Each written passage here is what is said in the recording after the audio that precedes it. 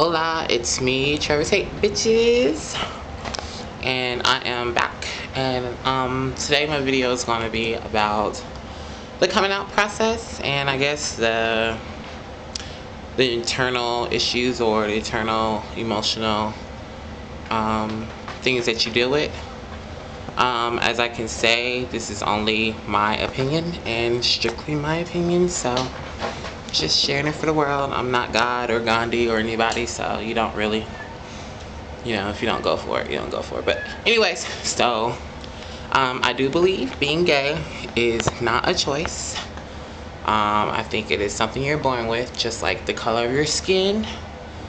You're born to be gay. I can actually say truly that if I did have a choice, damn, that's still a good question. If I had a choice, would I choose to be gay? No, I wouldn't. I just think, I don't know, it's just harder, and it's still something I'm dealing with myself, the demons of my own insecurities about it. So, but there's nothing I can do about it, so I choose to live blissfully as I could, as I can, while going through this process. For me, I always knew something was different or unique about me since I was little.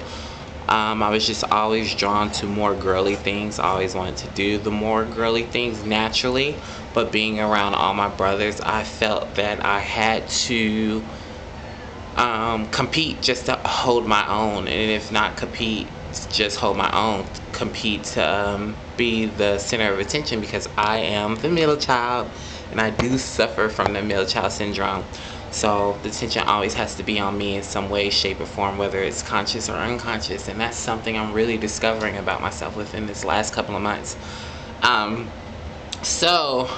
With that, I always struggled with what was right and what was wrong.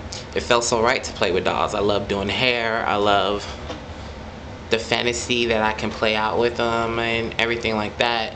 But it was wrong to everybody else, so it made me think that it was wrong. So that was another thing. And then I think another thing, you do not, my new kitty is the newest addition to my family.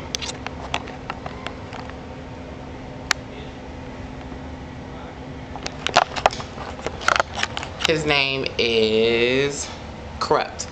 Yeah, Corrupt. We just got him today. That's why he's mignon, but he's okay. He's just exploring his new surroundings. But anyway, so I forgot where I was saying. Oh, so yeah, it was always a struggle for me to understand what was right, was wrong, because what felt right to me, but it was wrong in everybody else's eyes, which made me in turn think it was wrong. I always had this attraction to boys. Even my brother's friends from when we were little always just seemed to gravitate towards me. I've always been kind of girly acting-ish, if that's the word.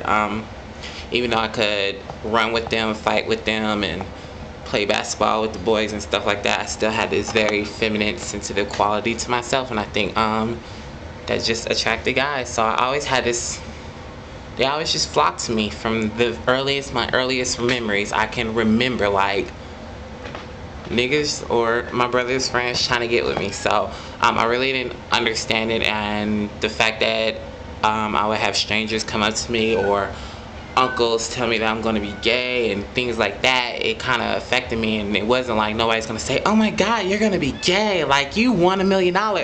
It was like, you're going to be gay, oh my fucking god. Like, they felt sorry for me or they looked down upon me. So I always grew up thinking it was something negative.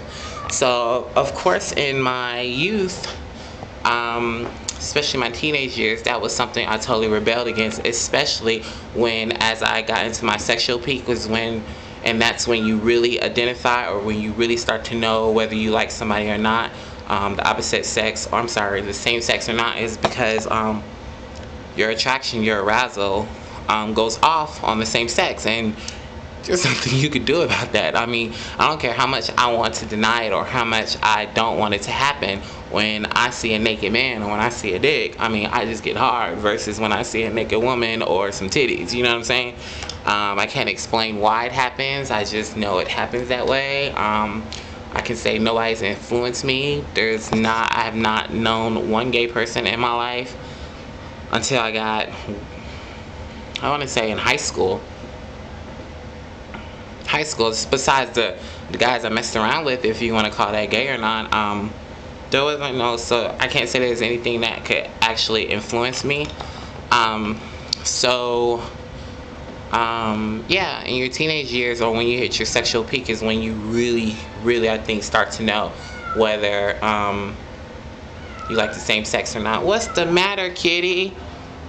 Whether you like the same sex or not. So, yeah, okay, now, I think there is 3 processes or 3 things you have to, key elements you go through when you find out you're gay. First thing is to acknowledge it. The second is to accept it. And the third is to embrace it. Okay? And each one of those is a journey in itself. The first one is acknowledging it.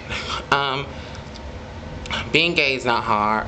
Being gay is not easy. And especially when you're from a small town or a very closed-minded religious family, anything where the odds are totally against you, it just makes everything even more harder because you grow up feeling that what is going on with you is wrong and you think it's wrong, and so you have some idea or some thought or some conflict within yourself that something's wrong with me, I'm fucked up, God did this to me, I'm damaged, I'm no good, I'm this negative, I'm that negative, all these different things, when reality, there's nothing wrong with it. It's just like an everyday person. Just like somebody born with green eyes, you can't change it. Somebody born with brown eyes, black eyes, as much as you want it to be something else, there's nothing you can do about it. Excuse me, I gotta sneeze. So, when you acknowledge it, you have to come to grips with it is what it is. In order for you to be happy with yourself and be happy in your surroundings and prosperous in your life, you have to love everything about you.